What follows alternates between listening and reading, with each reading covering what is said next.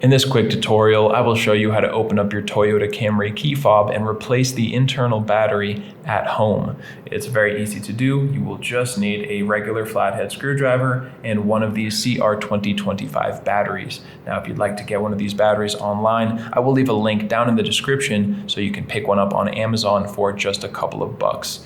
And then we can just get started. So first step here is to look up on the top of the device. You can see that little slot, a little indentation along the seam. We're going to insert our flathead screwdriver into that area and then just hold the device loosely and twist the screwdriver. Now it will come apart and we have access to this battery here. You can set that back piece of plastic to the side. And what we want to do is turn this thing over so that the key ring is facing up.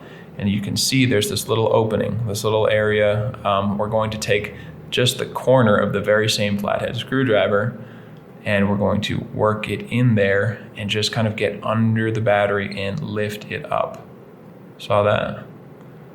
Pretty easy. You just use the corner, get in there, and lift it up. If you're having trouble with that, I would recommend something like maybe a thick paper clip. You can bend that out and really fit in that area quite nicely, get under it and pry it out. Or the best thing would be if you have like a small tool like this is a precision screwdriver, you can take it out so easily and you won't really damage the plastic around there, just whatever you have. So go ahead, get under there, pry it out, take out your old battery, get a new one. And again, it is a CR2025. And if you don't know where to find that, check out the link in the description. It will be right there for you.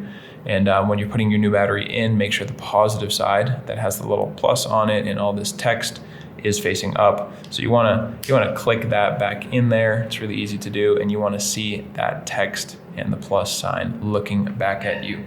And then all we need to do is just reattach these two pieces of plastic, click it back together. You can test that the light comes on. That means your battery is charged and you followed all of the steps correctly. So good job. And I really hope that video did help you out. If it did, you can let me know down in the comment section or just by giving this video a like. And if you ever need help with another one of your key fobs, we do have tutorials here on YouTube for pretty much every maker model. And just check those out, or you can visit us directly at fobbattery.com. Thank you for watching.